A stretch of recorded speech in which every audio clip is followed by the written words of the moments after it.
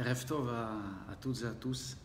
On va développer ce soir, Bezrat Hashem, la paracha de Pinchas, et qui est extrêmement profonde et qui va, d'une certaine manière, c'est d'actualité, va nous donner des clés extraordinaires sur certains événements qui sont d'actualité. Et bien entendu, comme la Torah n'est pas un livre d'histoire, elle nous révèle de grands secrets. Et grâce notamment à la Kabbalah et à Rabbi Shimon Bar Yochai, notamment dans le Tikkun HaZohar, on va voir une notion qui s'appelle le Erev Rav.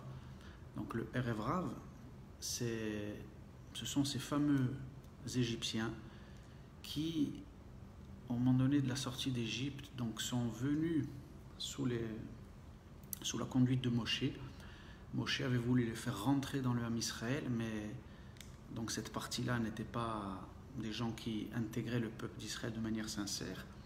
Et donc, comme on le sait, ont été ceux qui ont provoqué la faute du veau d'or et causé notamment un grand nombre de malheurs dans le peuple d'Israël, et qui sont au fur et à mesure toujours dans l'histoire des réincarnations qui reviennent sans cesse, et grâce bien entendu à la Torah, ils ne peuvent pas passer inaperçus même aujourd'hui dans notre génération, parce qu'on sait exactement qui ils sont, et on va l'expliquer ce soir en long et en large. Et donc la paracha de Pinchas, pourquoi? Parce qu'elle renvoie à des notions, comme on voit cet acte de Pinchas dans cette paracha, qui vient venger l'honneur d'Hachem, qui vient tuer ce fameux prince de Zimri, de la tribu de Shimon, qui s'était uni à une des filles de Midian. Et donc on va voir que ça représente lorsque le peuple d'Israël justement s'unit avec des femmes étrangères. Qu'est-ce que ça représente au niveau de la Kabbalah, au niveau du Sod? Et on va voir pourquoi le Erev Rav est lié avec cet événement. Rentrons maintenant dans le vif du sujet, dans le Tikkun HaZohar. Dans le Tikkun HaZohar, n'oublions pas que ce sont les secrets de la Torah qui ont été révélés il y a plus de 2000 ans par Rabbi Shimon Bar Yochai. Et notamment, voilà, c'est la prophétie, bien entendu, bien évidemment. Et c'est des enseignements qui sont d'une précision incroyable, comme on va le voir notamment sur le Erev Rav. Alors voilà ce que nous dit le Tikkun HaZohar, Kaf Aleph. Il nous parle d'une explication là-bas, dans les fameuses lettres, dans les lettres hébraïques. Vous savez qu'il y a les ta'amim. Ta'amim, ce sont en français les cantillations, les signes qui, lorsqu'on va prononcer un mot et qu'on va lire à la Torah par exemple, le son de ces lettres fait bien entendu, ramène à des notions extrêmement profondes et élevées, des mondes spirituels, et fait vivre le texte, parce que ta'amim veut dire le tam, c'est le goût. Et donc, étant donné que c'est la parole de Dieu qui se révèle à travers cette lecture, et donc les ta'amim sont des signes qui sont bien entendu plus élevés que les lettres. C'est pour ça que quand on lit dans un Sefer Torah, on ne les voit pas, on ne peut pas les écrire parce qu'ils sont trop élevés dans ce qu'ils représentent, donc on ne peut que les prononcer. Et donc personne qui lit va lire la lettre, mais c'est-à-dire qu'on va lui faire de quelqu'un côté un signe par rapport aux mots, etc., comme vous le savez. Et donc il va pas le voir dans le texte du Sefer Torah, mais il va le prononcer seulement. Le Tikkun HaZohar parle de ça. Le Ta'amim, on va voir qu'est-ce que ça veut dire par rapport à ça. Et donc dans ces fameux Ta'amim, il y a notamment une notion qui s'appelle Azla Gerish. Azla Gerish en araméen, qu'est-ce que ça veut dire? D'une certaine manière, va et divorce, va et sépare-toi. Sépare-toi de quoi? On va voir. Dans ce texte, Rabbi Shimon Bar Yochai nous dévoile que donc, la révélation de la présence divine, la Shekhinah, s'adresse à Kadosh Baruch Hu et lui dit d'Ekutsha Berichu, de renvoyer finalement la servante et son fils. Qu'est-ce que ça veut dire ce texte? C'est un texte très mystérieux. Il lui dit comme ça. Elle lui dit Garesh Ama Azot Mebena. Garesh Ama Azot Mebena. Ça fait référence, nous dit le Tikkun HaZohar, à bien entendu le renvoi notamment de Sarah avec son fils Ishmaël, que Abraham a renvoyé donc Agar et Ishmaël, donc la servante et son fils. Mais ça fait allusion à quelque chose dans le Tikkun HaZohar. On me dit, mais qui est finalement aujourd'hui cette Agar et son fils qui doit être renvoyé? Le Tikkun HaZohar nous dit, Ilen Erev Rav. C'est le Erev Rav aujourd'hui. C'est lui qui doit être renvoyé. Or, il nous dit, mais pour quelle raison? Pourquoi on doit renvoyer aujourd'hui le Erev Rav du peuple d'Israël? Et là, regardez le Tikkun Hazor. Des Girshoni meistapear le nachalat Hashem. Parce que le Erev Rav va être celui qui va t'empêcher de recevoir l'héritage d'Akadosh Baruch Hu, de prendre la terre d'Israël. C'est lui. Si tu veux le reconnaître, sache que c'est lui. Ce sont ces juifs, entre guillemets, qui sont en fait des faux juifs, qui vont venir et qui vont t'empêcher, qui vont s'allier à la gauche, qui vont s'allier aux Arabes, qui vont faire des pieds et des mains, comme on a vu certains pseudo-intellectuels en France qui ont fait des déclarations qui sont opposées à la souveraineté du peuple juif en Judée-Samarie. Sachez qu'ils sont identifiés dans le Tikkun Hazor il y a plus de 2000 ans. Et regardez maintenant le jeu avec les lettres de comment on peut reconnaître finalement exactement de quoi on parle. Des Girshoni, Meistapear, ce sont les mêmes lettres que Sipoar. Comme aujourd'hui, dans la politique israélienne, on appelle finalement, au lieu d'appeler la Ribonout, on appelle ça la Sipoar, annexé. C'est le terme malheureusement annexé qui est employé. Et annexion, donc Sipoar, ce sont les mêmes lettres que Mistapear. Pourquoi? Parce que c'est des notions du Erev Rav, tout ça. Le fait d'employer déjà le mot annexion est une notion du Erev Rav. On n'annexe pas, bien entendu, la Judée-Samarie, on va faire qu'appliquer notre souveraineté. Et donc, vous voyez comme le Tikkun Hazor est précis. Est-ce que vous vous rendez compte de la précision de la révélation de Rabbi Shimon Bar Yochai il y a plus de 2000 ans? C'est incroyable.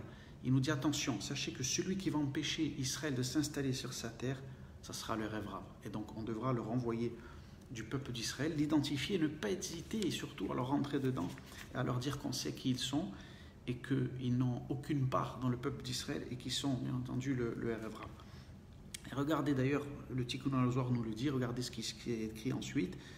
Gareshlon min alma din ou me alma deatid la yelon hulke am Israël. Et surtout, qu'il n'ait pas de part dans ce monde et dans le monde prochain, dans la part d'Israël. C'est marqué spécifiquement. Renvoie-les qui n'ont pas de part dans ce monde et dans le monde futur, qui n'ont pas de part dans l'âme Israël. Donc le texte est très clair et il nous a éclairé, bien évidemment, de manière incroyable. Et donc tous ceux aujourd'hui qui s'opposent en Eretz Israël au sein de la classe politique, alliés de la gauche, des Arabes, tous ces pseudo-intellectuels français, tous ceux qui s'opposent aujourd'hui à la récupération de nos terres en Judée-Samarie et à notre souveraineté sont donc le Erev Rav. C'est pas autre chose le Erev Rav. À chercher midi à 14h, le Tikkun Hazor, il est clair. Il faut surtout taper dans cette classe, cette catégorie de personnes. Parce qu'après de rentrer dans savoir les gens qui sont un peu des fois contre la Torah, il faut faire attention à ça. Parce que des gens peuvent faire tchouva, on ne peut pas savoir exactement. Bien sûr, il peut y avoir des qui sont bien évidemment, ça va ensemble. Les gens généralement qui sont ils sont contre la Torah aussi. Mais ça peut être trompeur. Je veux dire, la raison, le Icar, c'est celui-là. Le Tikkun Hazor ne parle pas de gens qui sont contre la Torah, qui sont contre forcément le monde religieux. Il nous parle de cela. Il nous parle de ça précisément justement pour qu'on soit sûr de qui est le Erev Rav. Maintenant, regardez par rapport à la paracha de Pinchas, parce qu'on va voir le lien qu'il y a bien évidemment. Rappelons-nous que les 24 000 élèves de Rabbi Akiva étaient des Gilgulim, donc de ceux qui se tenaient avec à côté de ce fameux prince de Zimri, lors de son union interdite avec la princesse de Midian. Ces 24 000 avaient à l'époque de Shrem, donc ils avaient fait ce fameux pacte avec Yaakov et ses fils, donc notamment pour la Brit Mila, après ce qui s'est avec l'épisode de Shimon et Lévi, donc qui étaient rentrés en guerre contre eux. Mais le problème qui s'est passé là, nous dit nos sages, c'est qu'il y a eu une mauvaise intention. L'intention de Shimon, notamment, n'était pas bonne dans la raison dans laquelle il voulait leur faire la Brit Mila. Et là, on va voir que la Kabbalah nous dit à quel point c'est important, c'est très important la Kavana qu'on a dans chaque action que l'on fait. Il y a des répercussions qu'on ne peut même pas imaginer. Et on va voir finalement que par rapport à ce qui s'est passé, eh bien, Shimon et Lévi vont être testés. Ils vont devoir revenir. Alors, Lévi va revenir, bien entendu, dans Pinchas, il sera testé et il va réussir lui merveilleusement. Mais Shimon va échouer, bien entendu, dans le personnage de Zimri, dans ce qu'il représente. Donc, qu'est-ce qui s'est passé à ce moment-là? On va voir qu'est-ce qui se passe quand il y a des unions comme ça interdites entre finalement ce qui peut représenter le peuple d'Israël et des forces étrangères. Déjà, regardez un petit peu. On va faire une parenthèse. Le viol de Dina, il faut savoir que s'est passé quelque chose de très spécial là-bas. Dina, ce sont les mêmes lettres que Nida. Pourquoi les maîtres de la Kabbalah nous viennent nous dire que finalement, Dina, ce sont les mêmes lettres que Nida, donc une femme qui est rentrée dans sa période, donc qui a ses écoulements et qui est interdite à son mari, donc dès qu'elle est Nida, parce que les sages nous disent, sachez que Dina est le Gilgoul, la réincarnation de la mère de Avraham Avinu, qui lui avait été conçu comme ça lorsque sa maman et ses parents étaient, elle était Nida, donc Avraham était conçu comme ça. Mais incroyable. C'est-à-dire que d'une union interdite est sorti comme ça un grand, Avraham Avinu alav shalom, qui est le patriarche d'Israël. Qu'est-ce que ça veut dire tout ça? Donc il y a eu quand même quelque chose d'une touma qui s'accroche à ce moment-là. Et donc les sages dans la Kabbalah, qu'est-ce qu'ils viennent nous dire? Comment cela a été réparé? Et bien malheureusement dans un viol qui est quelque chose de horrible, il n'y a pas plus horrible qu'un viol bien évidemment. Mais comme cette union justement est interdite, le viol c'est quelque chose d'interdit, cette clipa qui devait s'extraire et sortir et qui devait être réparée est passée c'est pas sur Dina, c'est collé à Shrem Ben Hamor. C'est lui qui a tout pris à ce moment-là. C'est-à-dire que Dina a été nettoyée, malheureusement, de manière terrible par cet acte-là. Et c'est lui, dans son union, qui a pris Dina de force, finalement, qui a récupéré toute cette impureté. On va voir pourquoi. C'est le fameux birour que fait Kadosh Baruch Hu. Depuis la faute d'Adam, il y a un birour, il y a un tri qui doit se faire, il y a des mauvaises forces qui doivent partir, etc. Et là, on va voir que ça en fait partie, cet événement-là. Et notamment pour extraire, pour faire partir le Erev Rav du peuple d'Israël. Et donc, Zimri, ce prince-là, était le Gilgoul, nous disent les Mekoubalim, de cet enfant qui est né de Shrem et de Dina. Et donc, bien évidemment, lui, c'était prévu que par rapport à cette union qui est interdite entre Shrem et Dina, arrive lui et fasse cet acte aussi interdit avec notamment cette princesse de Midian. Parce que qui va périr de tout cela, comme on le sait, ces 24 000, ce sera le Erev Rav. On le sait que c'est que le Erev Rav qui est mort de cette épidémie à ce moment-là. Et d'ailleurs, dans la paracha, on va compter tout de suite après Kadosh Baruch Hu, on va faire encore comme dans le Sefer, dans la paracha de Bamidbar, on va compter le Bnei Israël à quel point pour vous montrer à Kadosh Baruch Hu que chaque juif, il est précieux pour lui, chaque étincelle. Et donc, il nous montre tout de suite qu'après la mort de ces 24 000, cette épidémie, il compte pour dire, voilà, ne vous inquiétez pas, aucun des Bnei Israël a été touché. Alors maintenant, une notion intéressante. Pourquoi on voit que ce chiffre 24 000, il apparaît tout le temps? Il apparaît avec les élèves de Rabbi Akiva, on nous parle de ces fameux 24 000 justement, et là encore 24 000. C'est que la Torah ne donne pas des chiffres comme ça pour rien. Il faut savoir que 24 000 fait allusion au Shem Adnout, Adon, donc qu'on ne peut pas prononcer. Quand on prie, par exemple, on voit écrit le nom à 4 lettres, le tétragramme, mais on va prononcer Adnout. Adnout est un shem donc féminin qui fait allusion à la royauté d'Israël, au dévoilement de la Malchut, donc au dévoilement d'Akadosh Baruch Hu sur terre. Et donc c'est cette notion-là qui est entachée lorsqu'il y a une union interdite, lorsqu'il y a une union entre le peuple d'Israël et des forces étrangères. Eh bien, c'est 24 000 qui après. Pourquoi 24 000 avec le Shem Adnout, vous allez me dire? Eh bien, parce qu'il y a 24 manières, 24 combinaisons possibles de ce nom en permutant les lettres. Et donc 24, c'est l'unité. Et après, comme on le sait dans la Kabbalah, 24, c'est la première unité. Puis après, justement, ça se dit 240, 2400, 24 000. Pour nous montrer que à partir d'un acte interdit, il y a des répercussions énormes. Et ensuite, au lieu d'être dans l'unité, au lieu de révéler l'unité sur terre, eh bien, l'unité sur terre, grâce à l'union entre Akadosh Baruch Hu et l'Assemblée d'Israël, qui est la Eshet Raïl, justement, qui est la véritable femme, qui n'est pas celle interdite, eh bien, c'est l'unité qui se dévoile. Lorsque le peuple d'Israël, par contre, s'unit à une autre force, qui n'est pas Akadosh Baruch Hu, eh bien, c'est comme dit le Zohar, Alma des Pirouda, c'est le monde de la dispersion. C'est pour ça qu'il y a un grand chiffre comme ça, 24 000. C'est-à-dire que l'unité est brisée à travers cet acte de Zimri, avec cette Midianite, et c'est la dispersion. Ça fait référence à l'exil, ça fait référence aux Juifs dispersés, ça fait référence à tout ça. Et donc Pinchas, lui qui sort de Lévi, est venu réparer cet acte. C'est pour ça qu'il a vengé l'honneur d'Hachem, et on dit qu'il a fait un acte extraordinaire là. il a pris, il a reçu aussi, comment il a la Keuna à ce moment-là, c'est pour ça qu'il s'appelle Ben Aaron HaKohen. Pourquoi? Parce que c'est encore des notions qu'on ne pourra pas développer là, mais en fait, à ce moment-là, dans cet acte, les Mekoubalim nous disent, les Kabbalistes, qu'il a reçu l'âme, une partie des âmes de Nadav et Avihu. À ce moment-là, à un moment donné, il a fait cet acte, c'est pour ça qu'il est devenu Kohen. Et donc Pinchas a fait cet acte extraordinaire. Et donc là, on voit à quel point, c'est pour ça qu'on parlait du Erev Rav tout à l'heure, le Erev Rav, c'est ça, le Erev Rav, ce sont notamment aussi tous ces juifs qui sont en exil, qui veulent empêcher le peuple d'Israël de revenir sur sa terre, qui se sont liés de manière... ils ne peuvent pas se séparer des nations étrangères, parce que dans leur essence, ils sont en Mitzrayim, ils sont en Égypte, donc ils ne peuvent pas se séparer.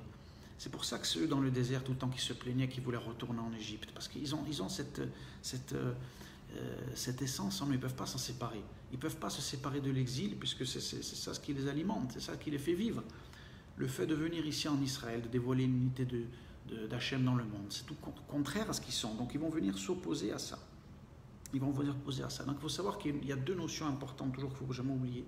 C'est que soit il y a Eshet Raïl, ce qui est appelé la femme vertueuse, la Eshet Raïl, c'est la femme guerrière même, du mot Chayal, qui va révéler Akadosh Baruch Hu dans le monde, où il y a la femme, justement, Eshet Zonim, la femme, la prostituée, qui représente toutes ces nations, et qui représente aussi, que Dieu nous en préserve, qui représente le peuple d'Israël lorsqu'il est en exil, et lorsqu'il s'unit à des nations étrangères, et qu'il oublie que son épouse c'est la terre d'Israël, et qu'il est l'épouse de Akadosh Baruch Hu.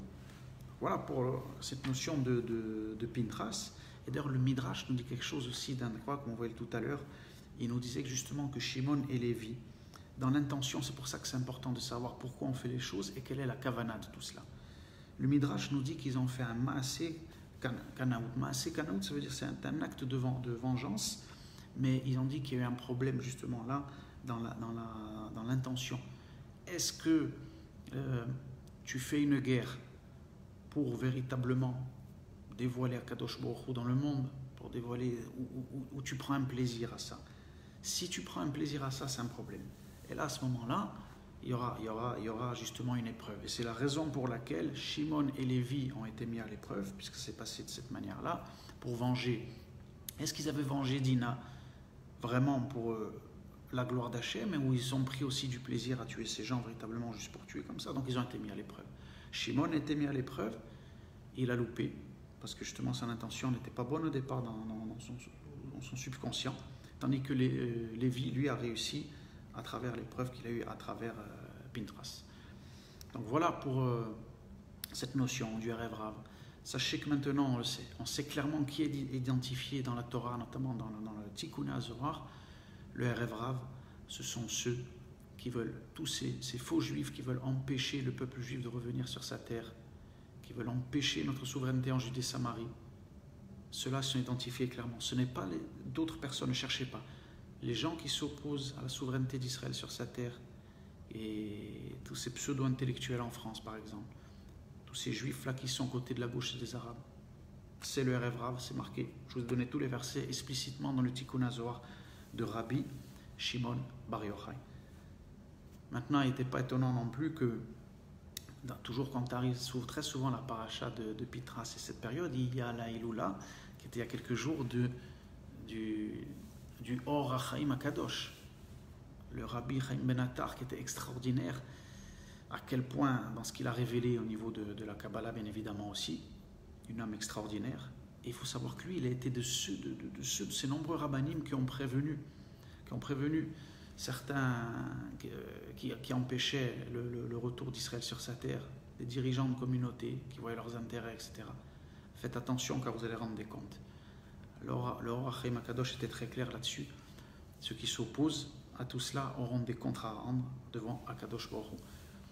Qu'Hachem nous aide à reconnaître le Erev Rav, à l'expulser du peuple juif, notamment de la terre d'Israël, et qu'il soit banni. Akadosh Baruch Hu nous aide à les éliminer totalement pour révéler sa gloire sur terre, révéler sa royauté et libérer le peuple d'Israël de tous ces maux. Et qu'Akadosh Baruch Hu nous aide, et dans cette période qui arrive là, notamment, à faire ce nettoyage qui nous permettra, Be'ezrat Hashem, d'avoir la Geoula Shelema Bekarov, Amen, ve Amen.